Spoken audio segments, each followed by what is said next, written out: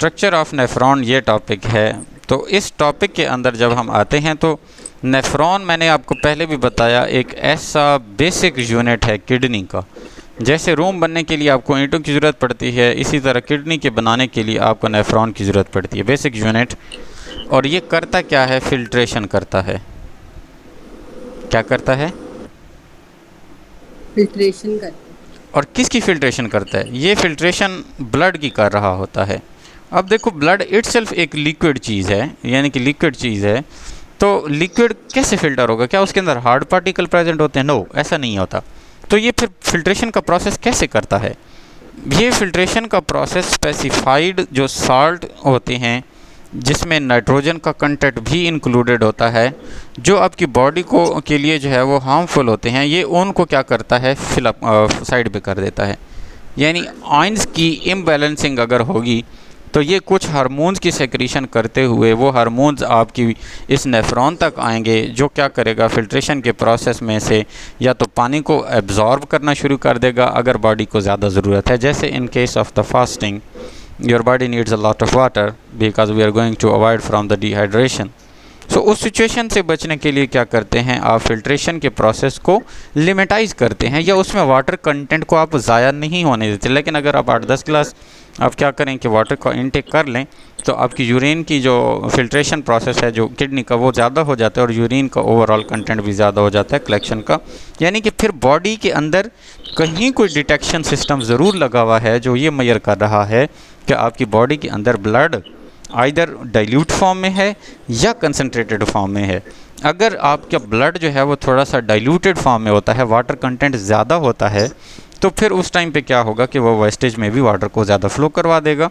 और अगर आपकी बॉडी के अंदर जो ब्लड की रेशो है वो थोड़ी सी उसकी रेशो जो आपका मतलब ये कंटेंट होगा ब्लड का, वेस्टेज मटेरियल, उसके अंदर अगर वाटर कंटेंट कम है तो फिर एक नेचुरल सी चीज़ है कि बॉडी उसको रिटेन करेगी as per need of the body. तो यहाँ तक हमारा ये पता लग गया कि नेफ्रॉन एक बेसिक यूनिट है जो फिल्ट्रेशन करता है। अब हम ज़रा स्ट्रक्चर ऑफ नेफ्रॉन को थोड़ा सा देखते हैं। स्ट्रक्चर की जब हम बात करते हैं बेटा, स्ट्रक्चर नेफ्रॉन का बिल्कुल, ये मैं नेफ्रॉन बना रहा हूँ एक पाइप की शक्ल में, ये ऐसे इसका यू शेप होता है। फिर ये यहाँ से जाती हुई कोई 2-3 इधर कर्ल्स लेती है और कर्ल्स लेने के बाद ये सीधा डाउनवर्ड आता है, ये पाइप की ही है। और यहाँ पे ऐसे होके ये यहाँ पे नाली थोड़ी सी पतली होती है यू शेप पे और फिर आगे थोड़ी सी हेल्दी हो जाती है। मैंने एक ही उसमें लिया है। अच्छा, ये 2-3 फिर इस तरह कर्ल्स लेंगी और ये कर्ल्स लेने के बाद फिर क्या होगी? ये बड़ी सी नाली थोड़ी सी साइज़ में बड़ी होती जाती है। ये ऐसे नाली इधर से भी ओपन अप हो रही होती है, इधर से भी, और ये इधर, इसको बोलता है ये collecting duct. Collecting duct, duct कहते हैं नाली को। कलेक्टिंग का मतलब जो कलेक्ट कर रही होगी, किसको? यूरिन को। क्वेश्चन ये है कि अब ये तो हमारे पास ऐसे ही है जैसे आप एक फ़नल लेके उसके ऊपर फ़िल्टर पेपर रख लें और यहाँ पे ऐसे फ़िल्टर पेपर है और सारा का सारा फ़िल्ट्रेट जो है वो नीचे जाएगा इस पाइप के अंदर। बिल्कुल वही पैटर्न आपका यहाँ पे होता है। आपके जो बॉडी है उसके अंदर ये आर्टरीज़ के ज़रिए से ब्लड आता है। यहाँ पे जो है वो बहुत सारी छोटी छोटी कैपिलरीज़ होती हैं, उसके अंदर घुसता हुआ यहाँ से ये ब्लड निकलता है। ये फिर इन जगहों से होता हुआ ब्लड वेसल्स ये सारों से घूमती हुई क्या करती हैं? इधर थोड़ा सा रश मचाते हैं और फिर ये वापस इधर से होती हुई दोबारा इसको सरफेस को लीव करती हैं in the form of when. ये वेन होती है, ये आर्टरी होती है। शुरुआत यहाँ से होती है आपकी। अब जब हमारा हार्ट पंप करता है ना ब्लड को, तो उस टाइम पे हार्ट के पंपिंग की वजह से इस एरिया पर बेटा, ये जो एरिया है, कौन सा एरिया है? जो कि ग्लोमेरुलस इसको बोलते हैं। ये जो गुच्छा सा है ना, एक मिनट, ये थोड़ा सा कनेक्शन डाउन चल रहा है।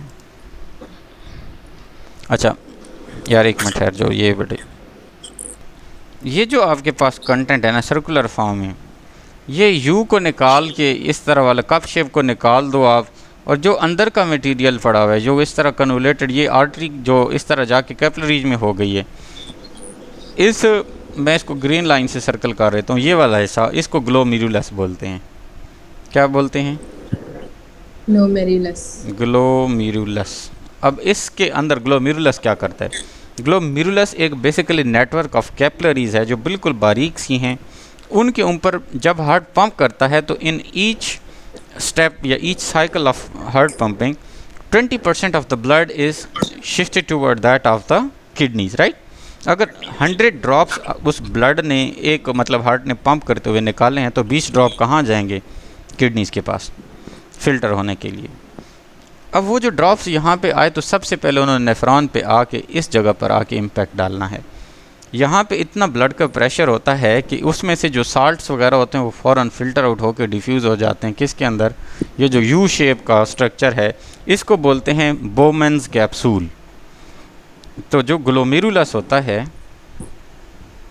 ग्लोमेरुलस ये एक इनक्लोज्ड होता है किसके अंदर? ये बाहर जो स्ट्रक्चर होता है यू शेप, इसको बोलते हैं बेटा बोमेन्स कैप्सूल। कैप्सूल हर उस स्ट्रक्चर को बोलते हैं जो आपका यानी कि कवर कर रहा होता है, और बोमेन्स कैप्सूल किसी साइंटिस्ट के नाम पे रखा गया होगा। तो ये एक ग्लोमेरुलस का स्ट्रक्चर ऐसे होता है और बाहर से बोमेन कैप्सूल होता है। और जैसे ही अब मुझे थोड़ा सा आप इसके बारे में अपनी राय दें कि अगर आपका जो क्या कहते हैं ये ब्लड है जैसे ही वो इस जगह पे आएगा तो लाजमी सी बात है बेटा, यहाँ पर इस एरिया के अंदर जो मैं सब्ज़ लाइन के साथ जगह बना रहा हूँ, इस एरिया के अंदर क्या होगा कि आपके पास फ़िल्टर्ड कंटेंट इकट्ठा होता जाएगा ना इस एरिया में, यानी उसकी अंदर जितने भी साल्ट्स वगैरह हैं वो सारे ब्लड के फ़िल्टर होने के बाद इस यू शेप में आ गए, राइट। अब ये आहिस्ता आहिस्ता, ये सिर्फ ब्लड कंटेंट नहीं होता, इसके अंदर वाटर भी होता है, इसके अंदर साल्ट्स भी होते हैं, इसके अंदर नाइट्रोजनस वेस्ट भी होते हैं, वो इस सारे पाइप के अंदर चलते जाते हैं। अब ऐसा बिल्कुल भी नहीं है कि सारे का सारा फिल्ट्रेशन जो है वो बोमेन कैप्सूल से जो है डायरेक्ट उसके अंदर आ गया, यानी ग्लोमेरुलस ने फ़िल्टर किया और फ़ौरन ही बोमेन कैप्सूल में आ गया, नहीं, बल्कि उस पंप के अंदर कुछ ना कुछ रह भी जाता होगा। वो कंटेंट इन्हीं कैपिलरीज से होता हुआ दोबारा इधर से आएगा। जब दोबारा आएगा तो अगेन से यहाँ पर इंटीरियर ऑफ द जो आपकी नेफ्रॉन है वॉल्स, उनकी और जो ब्लड के ऊपर कैपिलरीज चल रही हैं, इनका फिर इन कंटेक्ट होगा और उस बेस पे ये फर्दर फिल्ट्रेशन की जो है वो सिस्टम को समझेंगे। अब उसने एकदम बहुत सारा वाटर फ़िल्टर कर लिया, हो सकता है कि वाटर की ज़रूरत आपको ज़्यादा हो, तो यहाँ पे वाटर रीअब्ज़ॉर्ब करना शुरू किया जाता है दोबारा ब्लड के अंदर, और अगर ज़रूरत नहीं होती है तो उसको उसी तरह फ्लो में ले लिया जाता है। तो यहाँ से ओवरऑल जो सिस्टमेटिक वे है, ये पूरे प्रोसेस के ऊपर आपके पास ये बिल्कुल ये इसका एंडिंग प्रोग्राम है कि जहाँ पे दूसरी बार फिर फिल्ट्रेशन यानी कि अगेन से होना शुरू होती है कि कोई इंपॉर्टेंट पार्टिकल आपके ज़ाया तो नहीं हो रहे बॉडी के अंदर। तो यहाँ पर जितना भी जब इस शीट के अंदर आता है आपकी इस प्लेस पे जो कलेक्टिंग डक्ट है बेटा, इस जगह पे प्योरली सुपर वेस्ट होता है। अब जो सुपर वेस्ट होता है इसने कलेक्टिंग डक्ट से होते हुए क्या करना है, ये कलेक्टिंग डक्ट से होते हुए जनाब ये पहुंच जाता है किस प्लेस पे, ये सीधा जाएगा उस पे क्या कहते हैं, ये जो आपका साइनस होता है, रीनल साइनस। अब मैं ज़रा इसका स्ट्रक्चर किडनी के अंदर ड्रा करूँ, सपोज कि दैट इज़ द किडनी, ये इस तरह के स्ट्रक्चर। अब जो बोमेन के और ये सॉरी क्या है आपकी जो नेफ्रॉन्स होती हैं, नेफ्रॉन्स इस तरह पड़ी होती हैं, ये उसका कप शेप एरिया है, ये इस तरह होती हुई ये मैंने इसका यू शेप बनाया है, राइट, और यहाँ से होती हुई ये कलेक्टिंग डक्ट इधर आकर फॉल करती है इस एरिया के अंदर। फिर एक और नेफ्रॉन होगी, उसका आगे यू शेप इस तरह नीचे होता हुआ फिर ये कलेक्टिंग डक्ट इधर आके फॉल करेगी। फिर एक और नेफ्रॉन होगी, उसके साथ यूं करके यू शेप के एरिया और फिर ये कलेक्टिंग डक्ट इधर। सारी कलेक्टिंग डक्ट्स इस जगह पे ये मेडुला के अंदर प्रेजेंट होगी। हाँ हाँ बिल्कुल, नेफ्रॉन्स मेडुला के अंदर प्रेजेंट होती हैं और फिर ये आगे लीड करती हैं किसके अंदर, एक मेडुला होगा। नहीं नहीं नहीं, ये सैकड़ों और मिलियन टाइम्स होती हैं यार, मैंने तो ऐसे ही बड़ा करके बना दिया जस्ट आपको समझाने के लिए कि वो कलेक्शन कहाँ से शुरू होती है। और एक मेडुला में बहुत सारी हाँ बहुत सारी नेफ्रॉन्स होती हैं। नेफ्रॉन एक बिल्कुल माइक्रो लेवल का स्ट्रक्चर है ना बेटा, ये तो नहीं है कि वो एक या दो चीज़ है, वो बिल्कुल माइक्रो लेवल पे आपको पता होना चाहिए। ग्लोमेरुलस के अंदर कैपिलरीज होती हैं और कैपिलरीज के अंदर इवन 1 on 1 करके सेल पास होते हैं, इतनी बारीक होती हैं चीज़ें, यानी सेल्स जो आम आँख से नज़र भी नहीं आते वो भी एक एक लाइन में करके पास होते हैं। ये तो ऐसे नहीं अल्लाह ने कह दिया कि मैंने इंसान को आसन तकवीम पे पैदा किया है, तो ये बहुत परफेक्शन के अंदर चीज़ें चल रही होती हैं। अगर हम ऑन दी अदर हैंड दूसरी साइड पे देखते हैं, जैसे कि आपके वर्ड्स होते हैं, तो यू नो कि इनकी जो बीट होती है उसी के अंदर इनका यूरिक एसिड होता है, मतलब इनके अंदर कोई सेपरेशन नहीं है वेस्टेज मटेरियल की और यूरिनरी सिस्टम का जो यूरिन की सेक्रीशन है उसके लिए। ये जो मोर डिफाइंड फॉर्म आती है वो आपके हायर एनिमल्स की तरफ चली जाती है। जो लेस डिफाइंड फॉर्म होती है वो अपने जितने भी प्रीवियस एनिमल्स आपके पास पड़े हुए हैं उनके अंदर होती है, और उन बर्ड्स के अंदर ऐसा सिस्टम सेपरेटली नहीं होता, तो वो उनकी बीट के अंदर ही। अब उनको चूंकि वाटर की कंटेंट उनके पास अवेलेबिलिटी बहुत कम होती है as compare to that of we humans as well, तो फिर ऑटोमेटिकली उनका यूरिया जो है वो फर्दर एक स्टेप डाउन पे कन्वर्ट हो जाता है यूरिक एसिड के अंदर, और फिर यूरिक एसिड जो है वो आपका विद द वेस्ट जो है वो एक साथ ही उनको मैनेज करके वेस्ट मटेरियल के अंदर मतलब एक तरह से एग्जिट कर दिया जाता है बॉडी से। तो कहने का पर्पज़ क्या हुआ बच्चे, यहाँ पे मिलियंस ऑफ न्यूरॉन्स होती हैं और वो कलेक्ट होकर कलेक्टिंग डक्ट उनकी कहाँ पे आ रही है, साइनस के अंदर आ रही है, या आप यूँ भी कह सकते हैं कि इनकी इंडिविजुअल कलेक्टिंग डक्ट इधर नहीं आती, तो वो सारी किसी न किसी एक बड़ी डक्ट के अंदर डालती हैं और वो आके साइनस के अंदर आ रही हैं। तो आपका जो रीनल साइनस है ये एक ऐसी मेजर प्लेस है जहाँ पे यानी कि आपका जितना भी वेस्ट मटेरियल जो यूरिन के ज़रिए से पास आउट होना है आपकी बॉडी से वो सारा फर्स्ट टाइम इधर कलेक्ट होता है एक किडनी में। बात समझ आ गई यहाँ तक? अच्छा नूर, इसके बाद क्या होता है कि आपका कंटिन्यूसली वो इधर से आर्टरी ब्लड भेज रही है, फ़िल्टर हो रहा है, वेन वापस लेके जा रही है। तीसरा स्टेप जो है वो आपके पास आता है जब ये कलेक्शन होती जाती है और एक ख़ास कंटेंट तक जो है वो फिल्ट्रेशन हो जाती है, depending upon your body requirements कि आपकी बॉडी को कितना वाटर चाहिए है और कितना उसने वेस्ट के अंदर डालना है। जैसे आप कहें आप सुबह सहरी करते हैं तो उस टाइम पे आपका वाटर कंटेंट ज़्यादा होता है बॉडी के अंदर, तो आपको डे के अंदर 1 to 3 टाइम्स आपका यूरिन पास ऑन होने के बाद फिर आपको सारा दिन फील होती है प्यास, because your body has already consumed a lot of water और वेस्ट में भी कुछ उसने एक्सक्रीट कर दिया, तो आपके पास फिर क्या बचा, शॉर्टेज हो गई। फ़ौरन ही बॉडी के अंदर क्या चलता है, डिटेक्शन सिस्टम एक्टिव हो जाता है। वो कहते हैं भाई आपकी बॉडी के अंदर इस टाइम पे वाटर की कमी है, तो बॉडी क्या करती है वो आपकी हार्मोनल मैसेज फॉरवर्ड करती है टू द रीनल कॉर्टेक्स और रीनल मेडुला की तरफ कि भाई आप लोग अपनी फिल्ट्रेशन के अंदर थोड़ा सा एहतियात करो क्योंकि हमें वाटर कंटेंट ज़्यादा चाहिए। वो फिर क्या करते हैं, नेफ्रॉन्स को फॉरवर्ड करते हैं और नेफ्रॉन्स के ऊपर जो पड़ी हुई कैपिलरीज होती हैं वो रीअब्जॉर्ब करती हैं। वो वाटर जो है वो रीअब्जॉर्ब होने के बाद फिर क्या होता है, वो आपकी बॉडी के कंटेंट को मेंटेन करता है। इसका मतलब ये इस एरिया पे फिर एट द एंड दोबारा से रीअब्जॉर्प्शन होती है, तो फिर यहाँ तक जो आपका यूरिन पास ऑन होता है वो थोड़ा सा येलोइश इन कलर हो जाता है, यानी उसके अंदर जो यूरिया का कंटेंट है वो ग्रेजुअली थोड़ा ज़्यादा होता जाता है और वाटर कंटेंट डाउन होता जाता है। तो ये एक ओवरऑल पैसेज चल रहा होता है। अब हम ज़रा इसको मज़ीद ब्रेक डाउन करते जाते हैं प्रोसेस के अंदर, तो आपको ये पता लग गया कि इसको हम बोमन कैप्सूल कह रहे हैं, वो जो बाहर की कवरिंग है उसकी बात कर रहे हैं, ठीक है। अगर आप देखें तो ये ग्लोमेरुलस है, ये वाले एरिया में, बात समझ आई, ये ग्लोमेरुलस है। अच्छा, ग्लोमेरुलस के बाद ये एक और चीज़ है proximal convoluted tubule. Proximal convoluted का मतलब होता है जिसकी कर्ल्स हों, और ट्यूब्यूल होती है प्रॉक्सिमल जो कि पहले आ रही है यहाँ पे।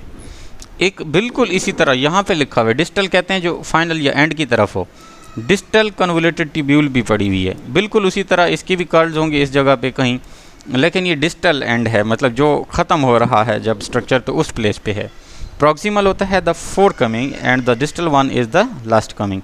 जो आपके पास डिस्टल कन्वुलेटेड ये दोनों कॉमन है, जिस तरह शुरू में कन्वुलेशन है उसको प्रॉक्सिमल कन्वुलेटेड कह रहे हैं, और जो सेकंड टाइम पे है या लास्ट टाइम पे उसको हम क्या कहेंगे, डिस्टल कन्वुलेटेड ट्यूब्यूल। अगर आप थोड़ा सा बिल्कुल गौर करें तो आपको ये बता रहा है कि रीनल कॉर्टेक्स यहाँ तक है, ये नीचे आपके पास रीनल मेडुला पड़ा हुआ है ये। इसका मतलब भाई ये कलेक्शन जो है रीनल मेडुला से हो रही है और फ़ौरन फिर कहाँ पे आएगी, इससे नीचे अगर मैं जाऊँ तो साइनस नहीं होगा फिर आपका। जैसे यहाँ पे अगर आप गौर करें, ये है रीनल कॉर्टेक्स अपर एरिया में, मेडुला में आई और मेडुला के बाद यहाँ पे रीनल साइनस है इस एरिया के अंदर आ रहा है। फिर बिल्कुल वही केस है कि ये पहले बाहर वाला यहाँ से ऊपर तक रीनल कॉर्टेक्स है, नीचे येलोइश वाला मेडुला हो गया, और इससे नीचे वाला जो अंदर की तरफ होगा उसको हम क्या बोलेंगे बेटे, रीनल साइनस बोलेंगे। बात समझ आ गई है? यस। ओके, अब हम चलते हैं ज़रा कि आपका प्रॉक्सिमल कन्वुलेटेड ट्यूब्यूल के बाद जो अगला नीचे का स्टेप होता है उसके अंदर क्या है। थैंक यू बाजी। अच्छा, इसके बाद यहाँ पे है एफरेंट आर्टियोल। अब दो तरह की आर्टरीज होती हैं बेटे, एक वो आर्टरी जो आपकी बॉडी की तरफ यानी उस नेफ्रॉन की तरफ ब्लड लेके जा रही है, और दूसरी भी तो आर्टरी ही है ना, उसने ब्लड लीव करवाना है किसको, ग्लोमेरुलस से। यानी ब्लड आया, वही आर्टरी डिस्ट्रीब्यूट होने के बाद वही आर्टरी अभी जा रही है ताकि वो बाकी जगहों को भी ब्लड दे सके। तो वो जो इसकी ग्लोमेरुलस की तरफ ब्लड लेके जा रही है उसको हम बोल रहे हैं एफरेंट आर्टरियोल। उसको क्या बोलते हैं, एफरेंट आर्टरियोल। और जो लीव करती है उसको बोलते हैं बेटे ईफरेंट आर्टरियोल। बोथ आर्टरीज को हमने आर्टरियोल क्यों कहा, because arteriole is some sort of the smaller distribution. अगर हम बिल्कुल बारीकी की तरह जाते हैं तो आर्टरीज जो है कन्वर्ट हो जाती हैं आर्टरियोल्स के अंदर। तो वो आर्टरियोल्स जो हैं वो जो टुवर्ड द मतलब नेफ्रॉन लेके जाएगी उसको एफरेंट, और जो आउटर साइड लेके आएगी उसको क्या बोलेंगे, ईफरेंट। अब ये आर्टरी हो गई, ये वेन हो गई, जो और वेन के बाद पहले जो होगी जिससे कलेक्शन होगी तो उसको वेन्यूल बोलेंगे ना। और इसके बाद अगर आप ये वाले जाल को देखते हैं तो बेटे ये क्या हैं, कैपिलरीज़ हैं। अगर आप ज़रा एरो पे गौर करें तो ये यहाँ पे ब्लड अंदर जा रहा है इस तरह से, यहाँ से होता हुआ इधर आया, फिर ब्लड इन सारी सर्कुलेशन से होता हुआ ये इस यू शेप स्ट्रक्चर के ऊपर लटक गई हैं बहुत सारी कैपिलरीज। अब इसका क्या काम है इसको हम ज़रा गौर से देखते हैं। अब यहाँ से स्ट्रक्चर आपको शुरू हुआ होते होते होते ये नीचे की तरफ आ रहा है, तो it is called as the descending limb. Limb कहते हैं आपकी एक्सटेंशन को, जैसे आपके हैंड्स के लिए भी लिम्ब्स का वर्ड यूज़ होता है। इसी तरह एक और है कि ये जब यू शेप का कर्व ले लेता है तो फिर ये अपर साइड की तरफ चलता है, और इसको हम क्या बोलते हैं, असेंडिंग लिम्ब। यानी एक साइड से नीचे आते हुए दूसरा अगेन से जब अप साइड होगा तो इसको डिसेंडिंग और असेंडिंग लिम्ब कहते हैं, और इसको ओवरऑल लूप ऑफ हेनले बोलते हैं। यू शेप के स्ट्रक्चर को ओवरऑल क्या बोलते हैं, लूप ऑफ हेनले। अब ये जो स्ट्रक्चर लूप ऑफ हेनले है, डिसेंडिंग लिम्ब है और असेंडिंग लिम्ब है, ये सारे के सारे स्ट्रक्चर्स आपके किसके हैं, ये जो अंदर पाइप पड़ा हुआ है ये उनके नाम्स हैं। अच्छा, इनके ऊपर जो कैपिलरीज का एक जाल सा बिछा हुआ है उसको बेटे हम क्या बोलते हैं, पेरीट्यूबुलर कैपिलरीज। यानी ट्यूब की पेरीफ्री के अंदर जो उसके लोकेशन के अंदर जो है कैपिलरीज होंगी उनको कह रहा है। और वासा रेक्टा उस कैपिलरी को कहते हैं जो U shape loop of Henle के ऊपर आती है। ये एक आपने लिंक करना है, ये बाज़ दफ़ा एमसीक्यूज़ में भी पूछ लेता है। The name the capillaries that extend from the loop of Henle, तो उसको हम वासा रेक्टा भी बोलते हैं। और पेरीट्यूबुलर कैपिलरीज जो है वो डिसेंडिंग लिम्ब और असेंडिंग लिम्ब को कवर करती हैं। जो आखिर में जो ये टर्न है ना, जो बिल्कुल कर्ल दोबारा वो होगा एक तरह से यू शेप का, इसको कलेक्टिवली हम जब लूप ऑफ हेनले एक ओवरऑल मेजर को कहेंगे। यानी कि लूप सा बन रहा है ना, यू शेप जैसे यू टर्न होता है बिल्कुल ऐसे ही। तो ये जो लूप सा बन रहा है आपका लूप ऑफ हेनले, और इसके ऊपर दो तरह की कैपिलरीज, एक पेरीट्यूबुलर कैपिलरीज जो थोड़ा अपर पोर्शन में होती है, और एग्जैक्टली यू शेप प्लेस के ऊपर क्या होती हैं, वासा रेक्टा होती हैं। अच्छा, यहाँ से जनाब आपका ब्लड चलते हुए इधर से होते हुए डिस्टल कन्फ्लेटेड ट्यूब्यूल से होते हुए सीधा जो है वो कलेक्टिंग डक्ट के अंदर आ जाता है। नूर बेटे, यहाँ तक तो जो हमने पढ़ा है, हमने तो बड़े सादे तरीके से एक कहानी पढ़ ली है। कहानी आपको समझ आ गई है, सारा पैसेज आपको क्लियरली पता लग चुका है। अब हम बुक की रीडिंग करते हैं, और बुक के अंदर कुछ स्पेसिफाइड टर्मिनोलॉजी है। स्ट्रक्चर का तो बिल्कुल यही स्टाइल होगा जो मैंने आपको बताया है। अब इसके अंदर जो फिल्ट्रेशन का प्रोसेस है और उसमें कौन कौन से आपके जो साल्ट्स होते हैं या सोल्यूट्स होते हैं जिनको फ़िल्टर करना ज़रूरी होता है। अब ग्लोमेरुलस पे कौन कौन सा फिल्ट्रेट कलेक्ट होता है ये एक अलग कहानी होगी। प्रॉक्सिमल कन्वोलेटेड पे कौन सा कलेक्ट होता है ये थोड़ी सी मिक्सचर की फॉर्म में अलग कहानी होगी। डिस्टल के ऊपर दोबारा क्या काम होता है ये एक अलग स्टोरी होगी। सो ये सारा सेटअप जो आपको याद रखना होगा, उसमें की पॉइंट्स ये होंगे कि कौन सा वाला काम कहाँ पे हो रहा है। उसके लिए ज़रूरी था कि हमें पहले स्ट्रक्चर का पता हो अच्छे से। बच्चे, आपको इसके स्ट्रक्चर के अंदर कहीं पे कोई इशू है तो बताएं। शाबाश। नूर, इस लॉन्ग क्वेश्चन आएगा तो आप अटेम्प्ट कर लोगे? अच्छा है, मतलब इसको आपने कुछ थोड़ा सा मेमोराइज़ करना है पक्का सा, तो बाकी मेरे ख्याल से आप अच्छे से अटेम्प्ट कर सकते हो। आगे हम ज़रा चलते हैं यहाँ पे कि ये है क्या। अब मैं इसको जस्ट रीड करूँगा या फिर आप ही रीड कर लें ताकि आपको खुद समझ भी आए। थोड़ा सा लाउडली पढ़िएगा ताकि मुझे समझ आए, या अगर आपने 2 मिनट के लिए रीड करना है तो आप पर्सनल बिहाफ पे रीड कर सकते हैं, फिर हम आगे मूव करेंगे। क्या करना है? सर एक सेकंड सर, मैं अपनी बुक से वैसे रीड कर लेती हूँ। हाँ, खुद ही रीड करके मुझे बताओ ये वाला पेज, यहाँ तक कोई इशू तो नहीं है? ठीक है, ओके। वो ये ऐड कर लें कि फंक्शन ऑफ किडनीज जो है ये दो तरह के फंक्शन करता है, आपको पता होना चाहिए किडनी के। एक तो ये एक्सक्रीशन कर रहा है ना नाइट्रोजनस वेस्ट की, ये तो बिल्कुल उसका बेसिक और प्राइमरी फंक्शन है। दूसरा, अगर आप थोड़ा सा गौर करें तो वाटर की अवेलेबिलिटी भी तो वो कंट्रोल कर रहा है कि इधर अवेलेबल है तो भाई कंसनट्रेटेड ना करो, डाइल्यूट यूरिन पैदा करो, और अगर वाटर अवेलेबल नहीं है तो उसके हालात के अकॉर्डिंगली भी यानी वाटर कंटेंट को भी मैनेज कर रहा है। तो ऑस्मो रेगुलेटरी फंक्शन हुआ ना कि वाटर की रेगुलेशन कर रहा है। On the other hand excretory function भी हुआ कि ये नाइट्रोजनस वेस्ट को रिमूव भी कर रहा है। तो ये बेसिक चीज़ है। आपने एक दफ़ा, मैं अभी कॉल पे ही आप रहें मतलब क्लास में ही, और आप ये भी एंड करें, यहाँ तक एंड कर लें। अगर आपको ये यहाँ तक क्लियर हो गया है और अगर आपको बचे है कि ज़हनी तौर पर इतनी कैपेसिटी, बच्चे मैं कह रहा हूँ कि अगर आपकी कैपेसिटी इतनी है तो हम आगे यूरिन की फॉर्मेशन पढ़ेंगे, क्योंकि ये यूरिन की फॉर्मेशन एक पूरी अलग केमिस्ट्री है। और ये स्ट्रक्चर देखें आप ज़रा नीचे, और फिर इससे भी आप अगले स्टेप पे जाते हैं तो बेटे ये है मैकेनिज़्म ऑफ यूरिन कंसंट्रेशन, कि कैसे किडनी को पता लगता है कि मैंने वाटर को अपने अंदर होल्ड करना है और कैसे उसको डाइल्यूट करके वेस्ट में डाल देना है। तो ये सेलेक्टिव रीअब्जॉर्प्शन क्या होती है, ट्यूबुलर सेक्रेशन, ये एक अलग स्टोरीज़ हैं। अगर आप संभाल सको ये नॉलेज तो बेटे हम इसको भी देख लेते हैं। अदरवाइज़ मेरे ख्याल से यहाँ तक तो आप एक दफ़ा अभी पढ़ो ना, और फिर जो बताओ क्या ये ओके है या नहीं ना। मतलब मैंने सिर्फ अभी आपका स्ट्रक्चर सुना है, मैंने बनाया नहीं इसे, मैंने किडनी का स्ट्रक्चर बनाया। तो मतलब आपको क्या लगता है, मतलब मुझे तो आप अगर मेरे सामने एक दफ़ा बैठ के बच्चे आप रिवाइज कर रहे हो ना, मैं तो इधर ही हूँ, रिवाइज कर लेने के बाद आप ऐसा कीजिएगा कि फिर आप अभी आपको पता लग जाएगा कि यार आपके कैचअप कर लगते हो टॉपिक या नहीं। सही है। अभी चूँकि स्ट्रक्चर इतना मुश्किल फिर भी नहीं है, क्योंकि स्ट्रक्चर में तो ये है कि ये फ़लाँ ये फ़लाँ ये फ़लाँ, मतलब इंट्रोडक्शन टाइप ही है, चीज़ों का नो हाउ है। मैंने आपको थोड़ा सा कैपिलरीज़ की जो है ना स्टाइल भी बता दिया कि कहाँ से जो है ब्लड इंटर होता है, क्या क्या करता है ब्लड, और कहाँ से ये वापस अपना दोबारा वेंस के अंदर से होता हुआ अपना return back to the heart होता है या लंग्स की तरफ।